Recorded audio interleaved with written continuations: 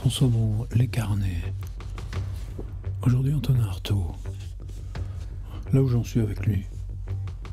Mes rêves sont avant tout une liqueur, une sorte d'eau de nausée où je plonge et qui roule de sanglants mica.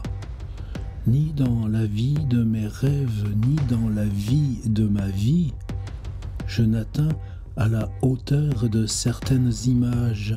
Je m'installe dans ma continuité. Tous mes rêves sont sans issue, sans château fort, sans plan de ville. Un vrai remugle de membres coupés. Je suis d'ailleurs trop renseigné sur ma pensée pour que rien de ce qui s'y passe m'intéresse. Je ne demande qu'une chose, c'est qu'on m'enferme définitivement dans ma pensée. Et quant à l'apparence physique de mes rêves, je vous l'ai dit, une liqueur. Alors si je veux voir ça dans les notes là de Paul Thévenin, c'est page 30, Le mauvais rêveur. Réponse à une enquête sur les rêves et la psychiatrie, revue Le Disque Vert, deuxième année, numéro 3, quatrième série, avril 1925. Vous vous souveniez de ça?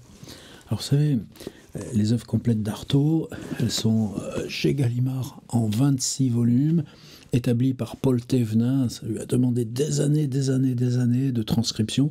Et puis, vous savez aussi que ça a été interrompu plusieurs années à cause du petit-neveu d'Artaud, quand il s'est aperçu qu'il y avait de la thune à faire avec Grand Tonton, avec des attaques puantes contre, justement, Paul Thévenin, à qui on doit tant, au point que dans le quarto que Gallimard a rassemblé dans cette époque-là, non seulement Paul Thévenin a disparu, mais elle se fait quasiment traiter à la fin de voleuse de manuscrits. Et en même temps, le quarto, comment voulez-vous travailler sans? Mais il y a toujours aussi le danger, avec le quarto, d'oublier qu'il ne s'agit que d'une compilation, un choix, un tri très arbitraire. Alors qu'Artaud, on a besoin, nous, de tout. Alors que dans le travail de Paul Thévenin, par exemple, œuvre complète 1, où il y a préambule, adresse au pape, adresse au Dalai Lama, correspondance avec Jacques Rivière, l'ombilique des limbes, El Pesner, l'art et la mort, les premiers poèmes, etc. Vous savez, il y a ces trucs qui nous semblent tellement étranges parce que c'est brut, on a l'impression que c'est du spontané, du raclé, même la paroi de la tête. Mais Paul Thévenin a fait un 2, 1 bis, et dans ce 1 bis, on a des ébauches, des versions qui prouvent que tous ces textes-là, les plus pointus, incandescence de l'image au creuset ardent de l'état, ce minimum d'absorption de ma pensée dans ma pensée, cette fusion du mot et du terme, de l'expression avec la pensée, cet oubli d'un instant donné à tous les hommes et qui leur fait admettre la convenance de l'expression. Voilà ce qui m'est refusé. Juste avant, un autre texte qui s'appelle « Introspection de la fatigue ». 4 pages du premier Pesner, etc., etc. C'est texte qui semble raclé à brut. Non, pour Artaud, c'est de la répétition, du polissage. Etc. Et donc, ces 2 tomes sont nécessaires. Et c'est pareil avec le tome 3, qui lui rassemble les scénarii, c'est le mot scénario au pluriel, à propos du cinéma, lettres et interviews, c'est-à-dire tout ce qui concerne le cinéma. Moi, j'y reviens tout le temps, ces textes sur le cinéma. Artaud, par exemple, la couleur, non, tu peux pas imaginer quelque chose en couleur. Par contre, vous savez, la photo avec les boîtiers stéréoscopiques, le cinéma en relief, pour eux, c'est juste là, ça va venir. Il y a un texte sur la vieillesse précoce du cinéma. Bon, celui-là, il est célèbre. Et vous savez aussi toutes les réactions avec Dreyer quand ils tournent leur Jeanne d'Arc, parce qu'en 1927, le cinéma bascule au parlant. Mais s'il bascule au parlant, tout ce qui se passait par ce récit-là, uniquement des images par les images, ça va finir. Ça sera plus que du théâtre filmé. En plus, ce texte aussi sur ce qu'on pourrait trouver avec la miniaturisation. Vous vous rendez compte maintenant, nos petits machins là, alors que là il fallait une caméra poussée sur des rails avec 2 personnes qui la poussaient à un rythme lent et puis un autre qui tournait la manivelle là aussi à un rythme très régulier. C'est un univers, mais les scénarios d'Artaud, donc là ils sont dans le tome 3 et là ils sont en version intégrale et c'est un puits. Distinction entre avant-garde de fond et avant-garde de forme. Sorcellerie et cinéma. On entend répéter partout que le cinéma est dans l'enfance et que nous assistons seulement à ses premiers balbutiements. J'avoue ne pas comprendre cette manière de voir. Le cinéma arrive à un stade déjà avancé du développement de la pensée humaine et il bénéficie de ce développement. Sans doute, c'est un moyen d'expression qui matériellement n'est pas encore tout à fait au point. On peut concevoir un certain nombre de progrès capables de donner à l'appareil, par exemple, une stabilité et une mobilité qu'il n'a pas. On aura un jour prochain, probablement, le cinéma en relief, voire le cinéma en couleur, mais ce sont des moyens accessoires qui ne peuvent ajouter grand-chose à ce qui est le substratum du cinéma lui-même et qui en fait un langage au même titre que la musique, la peinture ou la poésie. J'ai toujours distingué dans le cinéma une vertu propre au mouvement secret et à la matière des images. Il y a dans le cinéma toute une part d'imprévu et de mystère qu'on ne trouve pas dans les autres arts. Il est certain que toute image, la plus sèche, la plus banale, arrive transposée sur l'écran. Le plus petit détail, l'objet le plus insignifiant, prennent un sens et une vie qui leur appartiennent en propre, et ce, en dehors de la valeur de la signification des images elles-mêmes, en dehors de la pensée qu'elles traduisent, du symbole qu'elles constituent, par le fait qu'il isole les objets. Il leur donne une vie à part, qui tend de plus en plus à devenir indépendante, à se détacher du sens ordinaire de ces objets. Un feuillage, une bouteille, une main, etc. vivent d'une vie quasi animale et qui ne demande qu'à être utilisée. Comment ne pas penser à Jean Epstein, par exemple. Il y a aussi les déformations de l'appareil, l'usage imprévu qu'il fait des choses qu'on lui donne à enregistrer au moment, etc., etc.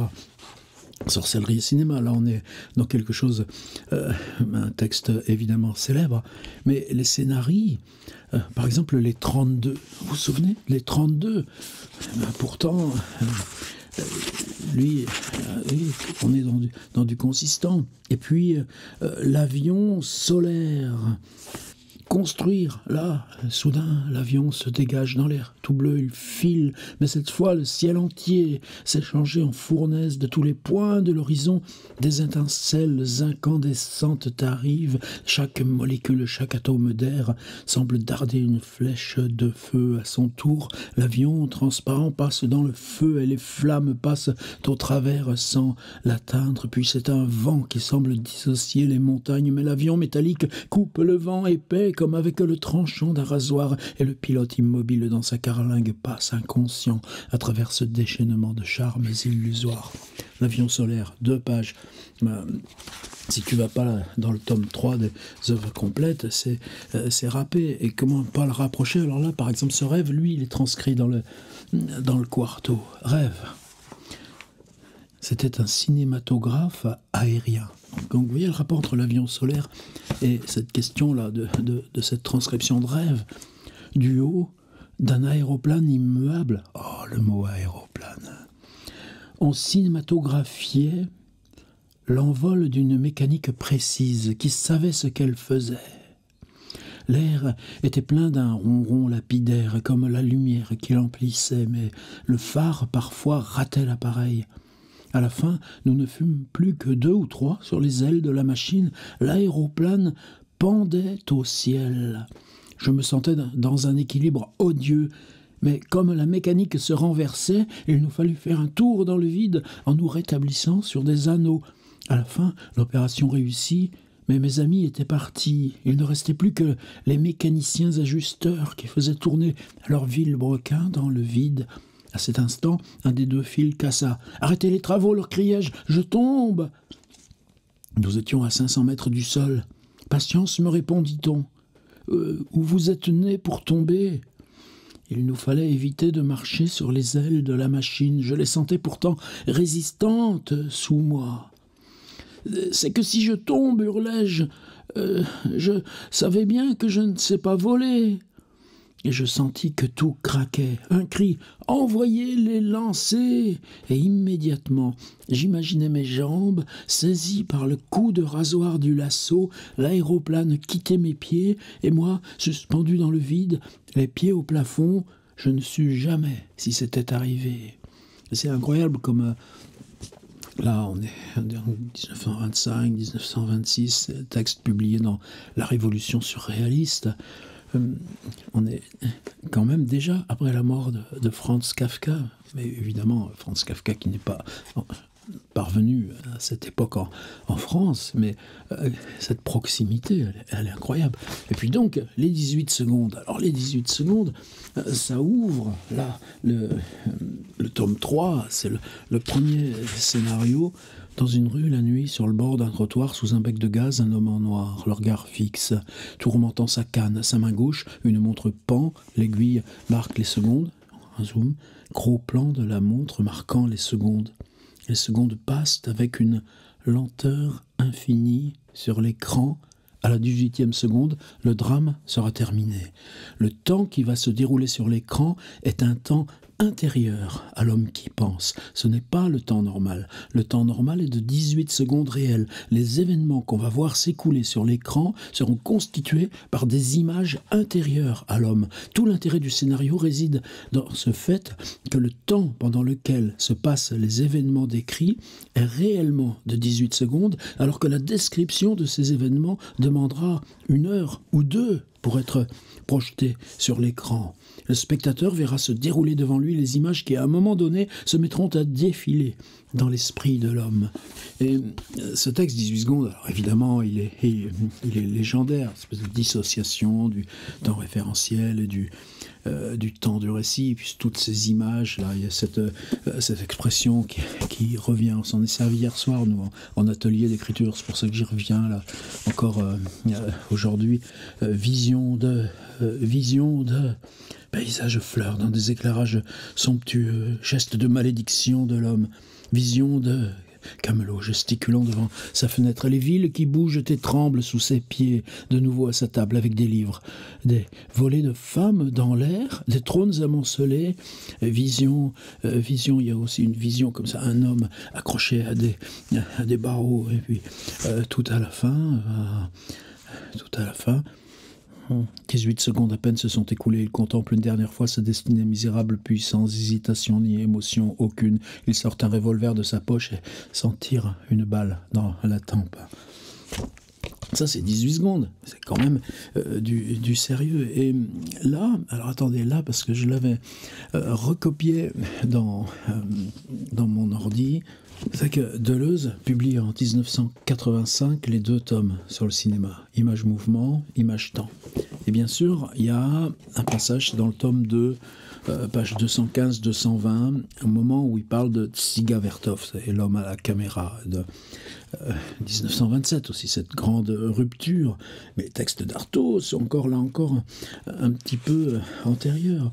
Et il y a un truc très curieux de Deleuze ici, c'est, vous savez, là, Minuit vient de faire paraître les textes sur la peinture, le cours sur la peinture. Donc là, longtemps après la mort de Deleuze, on repart des cassettes audio là, qui pullulaient là, quand il tenait son cours, on transcrit la parole et on publie cette manière orale du cours.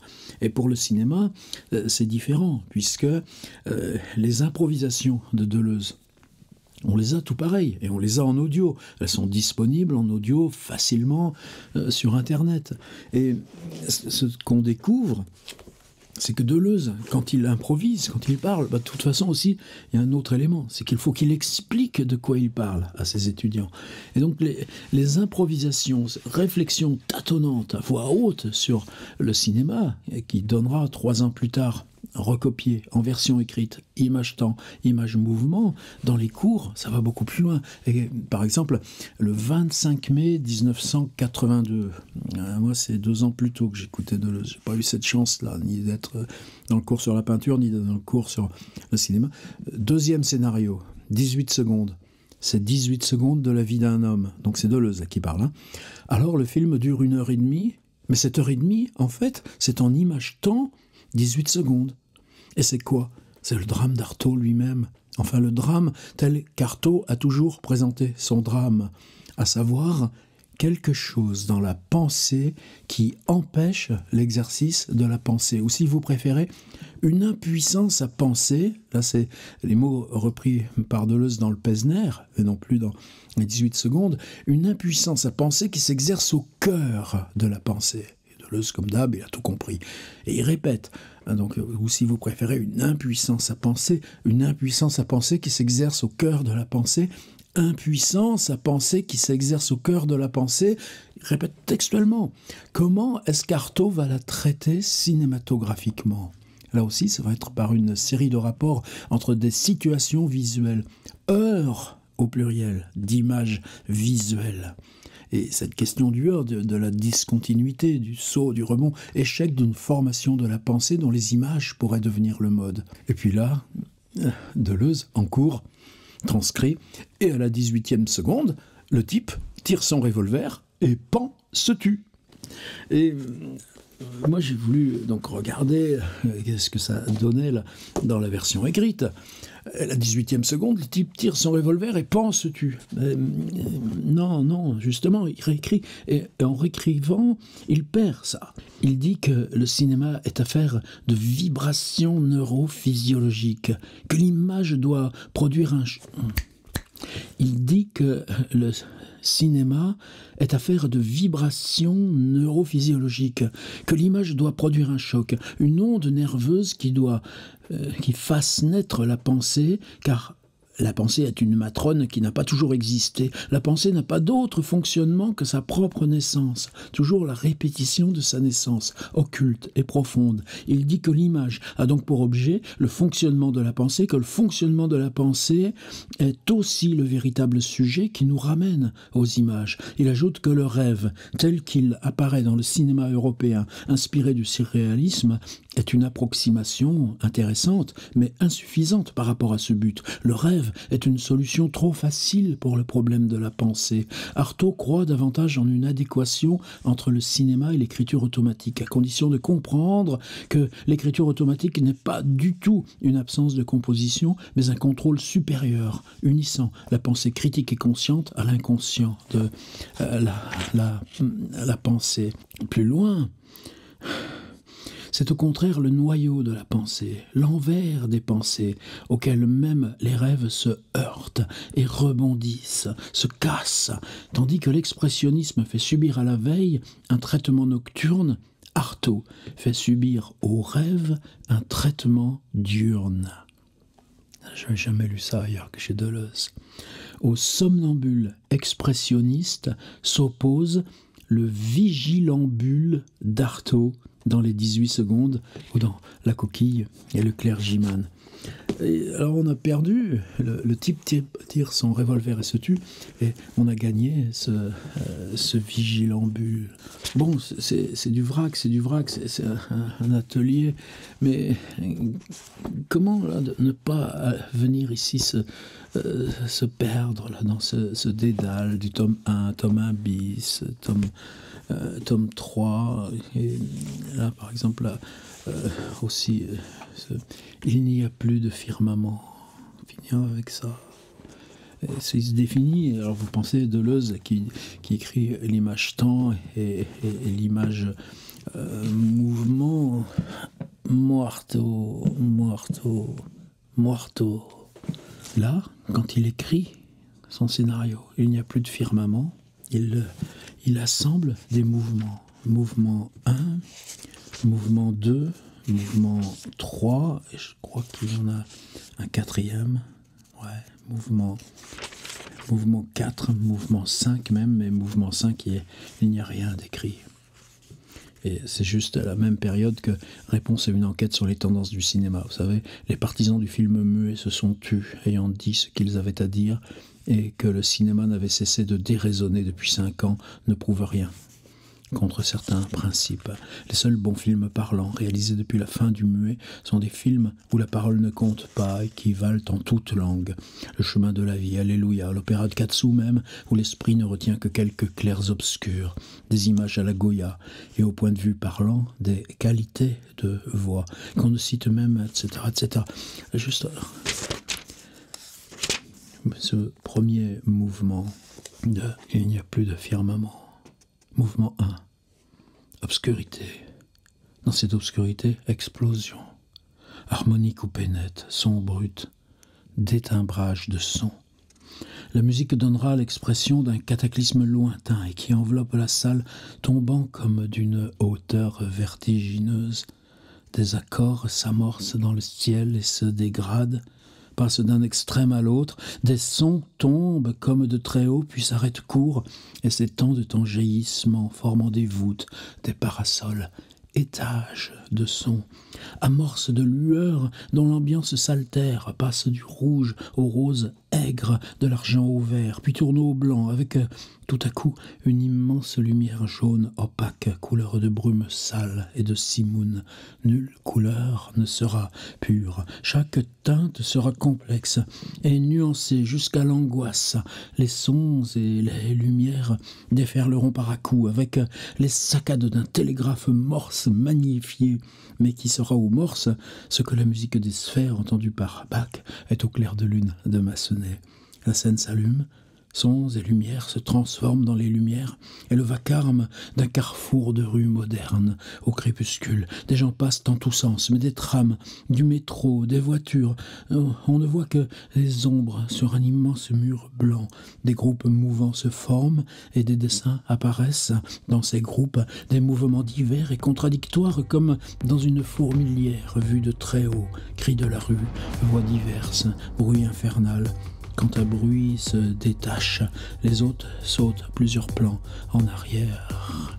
Et puis, texte coupé, passage de cris, de bruit, de tornades sonores qui recouvrent tout. Et une voix obsédante et énorme annonce une chose qu'on ne comprend pas. Elle monte de plus en plus, elle a l'air de dire, on entend cela comme une grande voix large étendue, mais dans un rêve.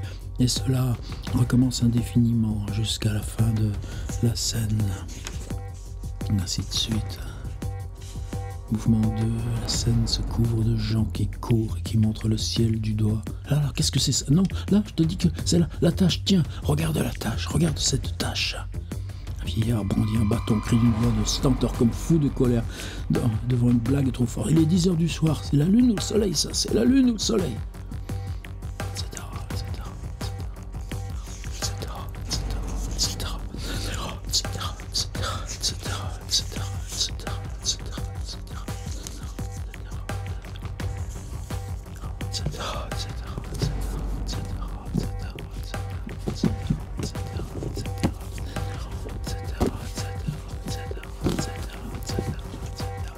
À demain.